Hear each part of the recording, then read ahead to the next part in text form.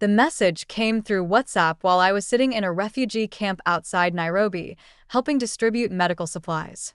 After 3 months without reliable internet, I finally had enough signal to download my messages. Hey sis, great news. Sold the family beach house for $2 million. Thanks for being abroad and making this easy.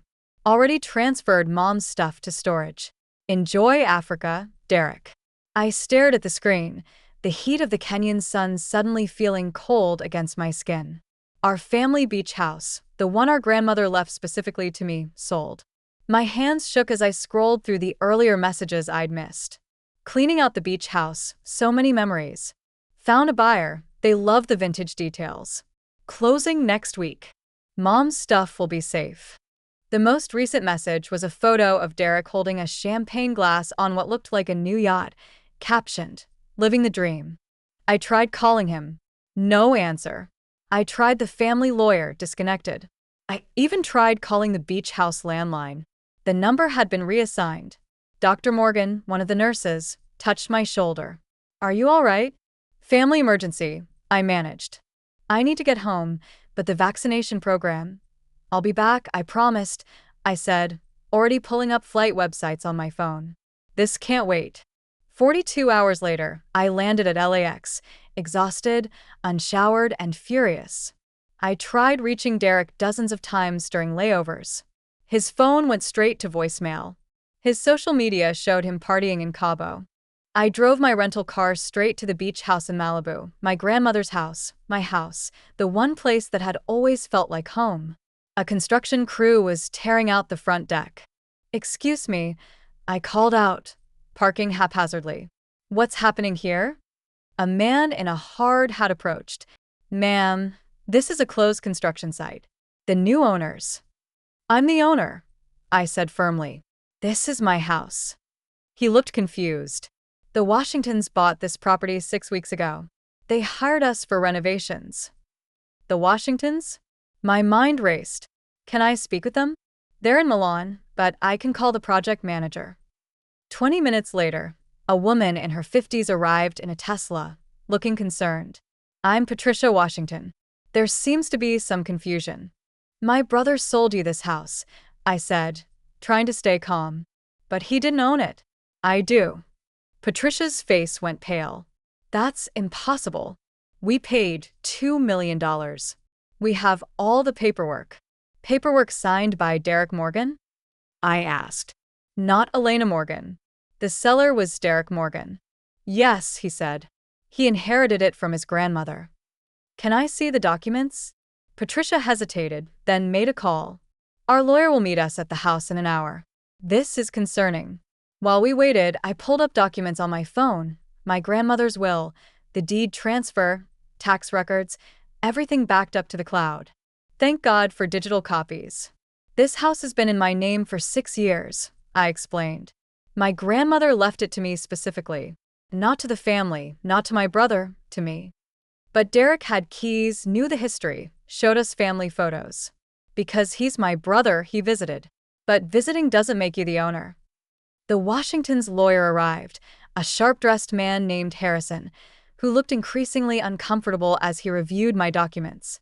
Mrs. Washington, he said slowly, I'm afraid Ms. Morgan is correct. The deed has always been in her name. These signatures, they're forgeries. Patricia sank into a patio chair. We've been defrauded. It appears so, Harrison confirmed. We need to contact the authorities immediately. 2 hours later, I sat in the Malibu Sheriff Station giving my statement. Detective Rivera took notes while shaking her head. Your brother took advantage of you being overseas with limited communication, she summarized. Forged your signature, created fake documents, and sold property he didn't own. He knew you were in Kenya for Doctors Without Borders. I said, I go every year, for 3 months. He planned this. We'll put out a warrant for his arrest. Do you know where he might be? I pulled up his Instagram. Cabo San Lucas, apparently living it up on the Washingtons' money. Not for long, Rivera assured me. Patricia Washington and her husband Robert were devastated but surprisingly understanding. We met the next day at a coffee shop to discuss the situation. We should have been more careful, Robert admitted, but Derek was so convincing. He knew every detail about the house, the family history. He would, I said. We spent summers there as kids. Grandma lived there year-round. It was her pride and joy. Why did she leave it only to you? Patricia asked gently. I smiled sadly. Because I was the only one who visited her. Derek came for the beach parties. My sister came when she needed money. I came to spend time with Grandma every weekend I could manage during med school. She said, I was the only one who loved the house for the memories, not the real estate value. She was right about Derek, apparently. Robert said grimly, I'm sorry you're caught in this. I said, I know you're victims too. We'll get our money back, Patricia said. Or most of it.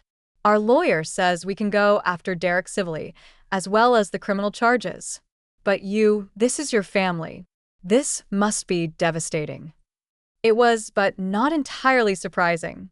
Derek had always been the golden child who could do no wrong, charming, handsome, perpetually broke despite our parents' generosity. He'd started multiple businesses with family money, each one failing spectacularly. But he always had an excuse, always had a new scheme. Just a small loan, he'd say. You know I'm good for it. I'd stopped lending him money after he borrowed my car in college and sold it, claiming it was stolen. Our parents had believed him. They always believed him. Your brother played the long game, Detective Rivera told me when she called with an update.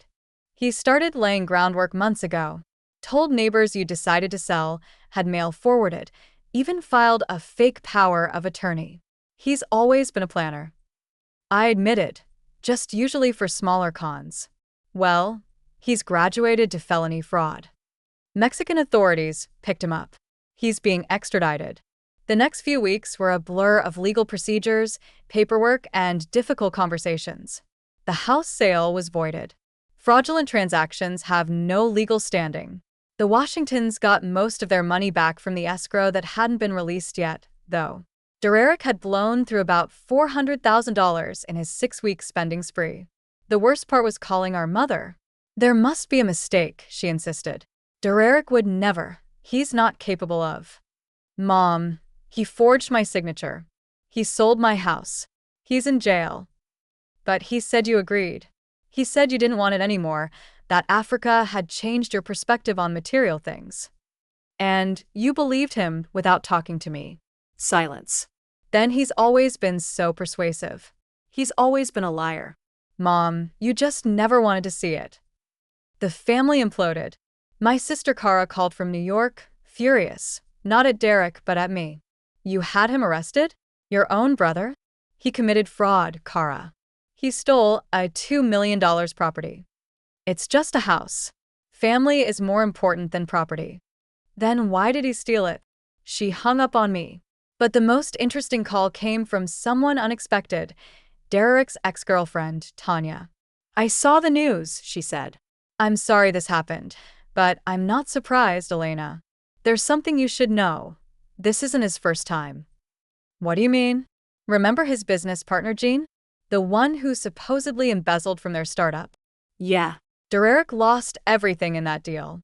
No, Tanya said firmly. Derek framed Jean. Forged his signature on withdrawals. Cooked the books. Jean was too proud to fight it, just walked away. But Derek bragged about it when he was drunk. Said Jean was too trusting, too naive. Why didn't you say anything? Would your family have believed me? The ex-girlfriend with an axe to grind? Besides, Derek threatened me. Said he'd ruin my career if I talked. Would you testify now? Absolutely. Jean would too. He's got evidence he never used. The trial was set for 6 months later. In the meantime, I moved back into the beach house, though it felt different now, violated. The Washingtons had started renovations based on false ownership, and I had to decide what to do about the changes. Keep them, Patricia suggested when she stopped by. We designed them with love for this house, even if we can't live here. Consider our apology for the mess. You have nothing to apologize for, I said. You were victims too. Still, we should have verified better. Our eagerness to own a piece of Malibu history made us sloppy. I learned more about my brother's lies in those months. He told the Washingtons that I was a trust fund kid playing doctor in Africa, that I begged him to handle the sale because the house held painful memories, that our grandmother would have wanted the house to go to a family who'd appreciate it. He even cried, Robert told me, said it was breaking his heart to let it go, but he knew we'd take care of it. Oscar-worthy performance, I muttered. Apparently so. He should have stuck to acting instead of fraud. The trial was brutal. Derek, tanned and in an orange jumpsuit, Derek played the victim. His lawyer painted me as a vindictive sister jealous of her charismatic brother. The family dysfunction was laid bare for public consumption, but the evidence was overwhelming. The forged signatures, the fake documents, Jean's testimony about the previous fraud, Tanya's recordings of Derek bragging about his schemes. The worst moment came when prosecutors played a voicemail Derek had left for a friend. Elena's been in Africa for 2 months, no cell service, no internet. By the time she gets back, I'll be in the Caymans with enough money to last forever. She'll never even know, until it's too late. The jury deliberated for less than 2 hours. Guilty on all counts.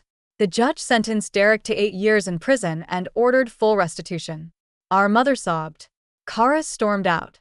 I sat quietly, feeling nothing but exhaustion. You did the right thing, Patricia Washington told me outside the courthouse. He would have kept escalating. Next time, someone might have lost more than money. She was right. The investigation had uncovered other victims. Elderly neighbors Derek had charmed into investments, a local charity he'd skimmed from while volunteering, a girlfriend whose credit cards he'd stolen. Your brother is a predator, Detective Rivera told me. He just uses charm instead of violence. I returned to Kenya 2 months after the trial, back to the refugee camp, back to work that mattered. But first, I made one important stop. I visited Derek in prison. Come to gloat? He asked, his usual charm replaced with bitterness. No. Come to understand why. Derek, you could have just asked. I'd have helped you. He laughed bitterly. Like you helped before, with your lectures about responsibility. Your disappointment? No thanks, sis. I wanted what was mine. The house was never yours. It should have been. He slammed his hand on the table. I'm the oldest, the son. But Grandma always loved you more. Perfect Elena with her medical degree and her humanitarian work. She loved me because I loved her, not her assets. Easy to say when you got the assets anyway.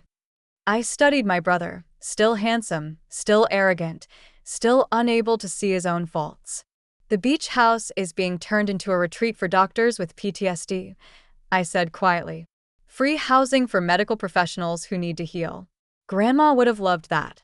Derek's face twisted. You're giving it away, a $2 million property? I'm using it to help people like she used it to help us, to get us somewhere safe, somewhere beautiful. That's what you never understood, Derek. It was never about the money. Everything's about money, he said flatly. No. I stood to leave. That's why you're in here, and I'm not. I walked out and didn't look back. Some family you're born into. Some family you choose.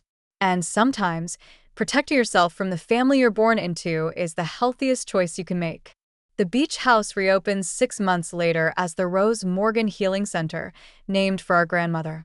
Doctors, nurses, and EMTs suffering from burnout or trauma could stay for free, finding peace in the ocean views and therapy programs. At the dedication, Patricia Washington cut the ribbon.